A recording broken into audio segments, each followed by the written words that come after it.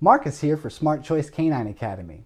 Throughout my training videos, you will hear me talk about using a reward marker or marking behaviors. So, what is a reward marker? Well, in this video, I will discuss what a reward marker is and the purpose it serves in training your dog. I will cover verbal reward markers as well as using a clicker to mark behaviors.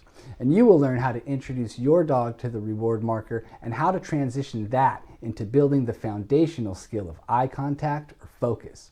And there's a lot to cover, so let's get started. A reward marker is a signal to your dog that he or she is correct. It represents the moment in time that your dog has earned the reward. It basically says, I like what you just did and I will pay you for it. Now generally this is an auditory signal, which is helpful because your dog does not have to be in line of sight to know he has done well. A hand signal can also be used as a mark, and if your dog is suffering from hearing loss, a visual marker is an effective way of communicating with your dog. Using a verbal mark is effective, and the benefit of using your voice is that you don't have to remember to bring it along with you or manage it in your hands.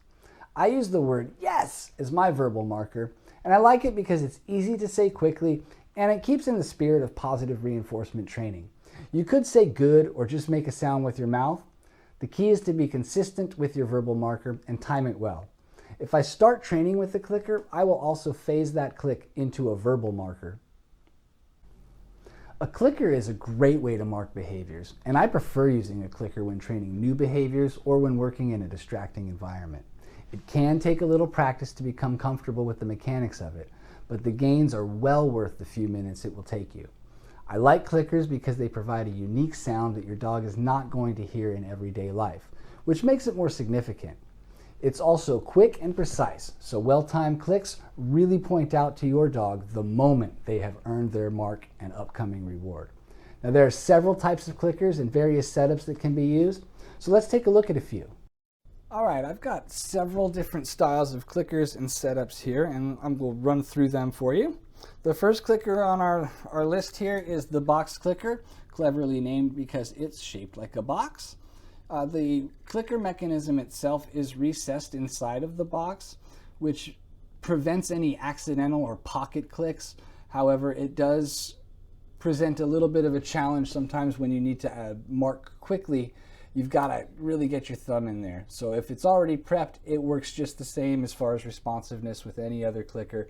But if you're not prepped, it does take an extra second to get your thumb in there. This is what the box clicker sounds like. I like these because they are durable.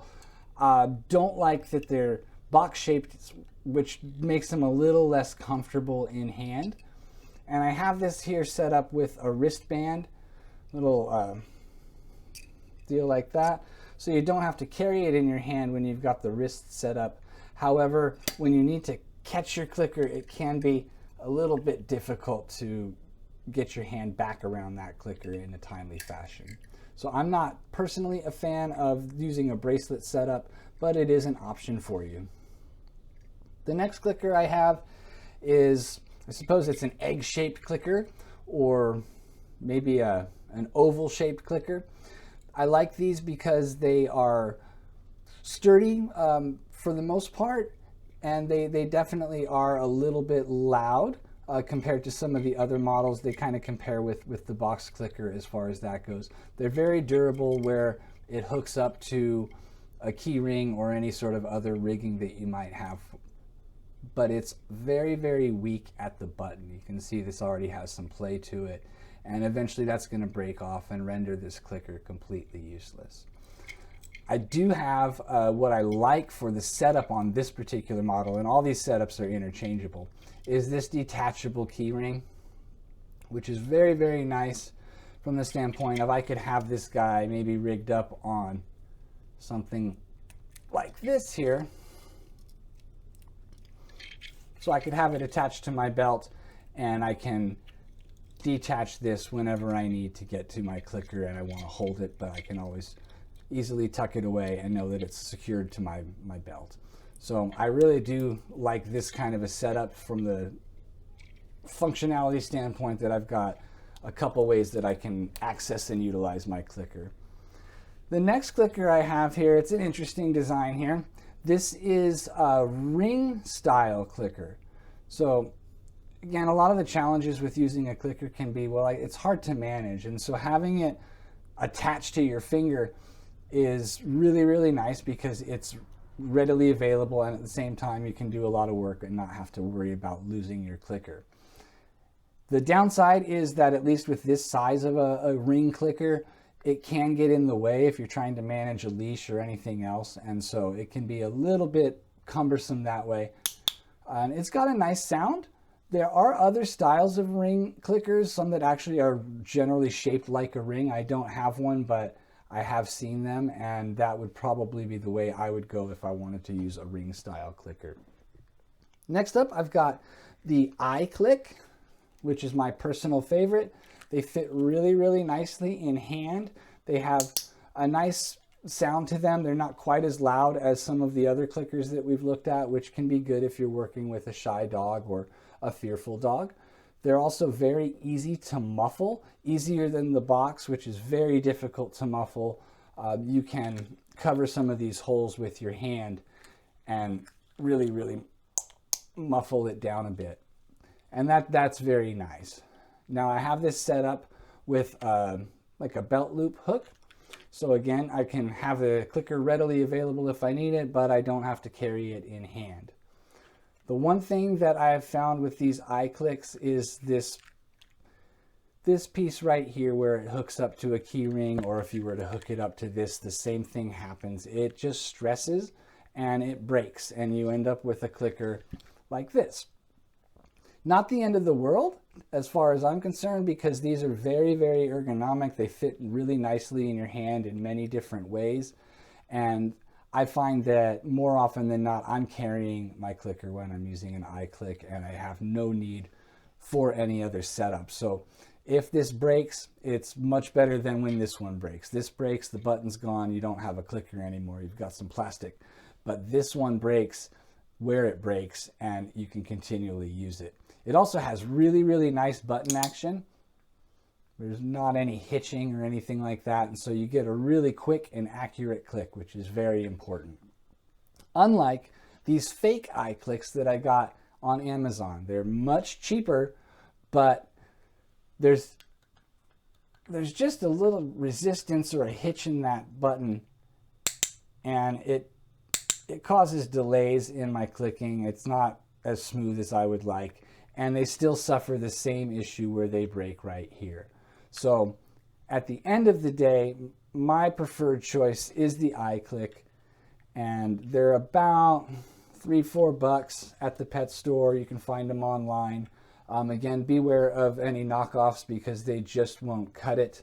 At the end of the day, comparatively, it's not worth the savings. So those are the clickers that I have available. And just real briefly, I'd like to point out that when you are using a clicker, it's just the noise. That's all that the dog needs. And so there's no need to make any grand hand gestures when you're clicking or putting the clicker right in front of the dog's face. In fact, clicking right in front of the dog's face may be a turnoff for the dog. These are quite sharp and dogs hear very, very well. So you can use it behind your back, in your pocket. It just needs to make the noise and your dog will respond well to that. So with that, let's go ahead and introduce the marker to our dogs. In this case, I'll use a clicker. A reward marker is a conditioned reinforcer. In other words, it must be learned. This learning is done through association with something that your dog already enjoys. Food is my preferred pairing and reward because it's quick to deliver and most dogs respond well to food rewards. Because food is necessary for survival, it ties into that primal part of the brain, and I think that's why food rewards help the lessons to stick faster. Food can also be varied, and your dog will have his or her favorites. Other rewards could be a quick game of tug or some affection, but the key to the reward is that it must be rewarding for your dog. I will go deeper into reward ranking in a future video, but for now, let's move on into introducing your dog to the reward marker. Grab a handful of kibble or treats and place them in your treat pouch or pocket. Take your dog to a distraction-free environment, preferably one with a hard floor so your dog will hear the kibble hit the ground. Take a few kibble out and use your reward marker and immediately drop a kibble. Once your dog consumes that kibble, mark again and quickly drop another. Repeat this 7 to 10 times in quick rhythm. By now your dog's ears should be perking up when they hear the reward marker, and this is a sign that they are making the association between the reward marker and the upcoming reward. So now's a good time to start teaching your dog that they have the power to trigger the reward marker and therefore earn the reward. So we can leverage that eye contact as our first skill, and eye contact is extremely valuable. Wait for your dog to look towards your face and eyes. The second they make eye contact, use your reward marker and then place the kibble on the ground. This will cause a break in the eye contact, providing for another opportunity to make eye contact. Wait for your dog, and then when the eye contact is made, mark and reward. Do this several times. Then start hand feeding the reward to your dog to lock in the association that the rewards are coming from you. If your dog is struggling, you can use a closed hand with a kibble in it to catch your dog's nose and raise your hand towards your face. But be patient and give your dog some time to think it through. I find that allowing them the time to process and make the decision which leads to a reward fosters more durable learning, and it's also quite fun. Now that your dog has made the association between the reward marker and the reward, it can be used to mark other behaviors like sit or down. It's important to note that in order for the marker to maintain its value, you must pay when you mark, even if your mark is not well timed. So work on your timing to avoid conditioning unwanted behavior or having to pay for poor performances. While introducing your dog to the reward marker, you will have noticed a moment during the process when your dog figured out that they were in control of their earning. And once they figure this out, they become eager to hear that mark. And as they learn that other things can trigger the reward marker, they become enthusiastic learners. Seeing that light bulb moment from a dog brings me joy. I feel a connection with the dog and know that he or she is building confidence and is empowered to make the choice that pays, the smart choice. I hope you found this video to be helpful, and if so, give us a like and subscribe so you'll be sure to catch future videos. Thanks again for watching, and happy training! Ooh.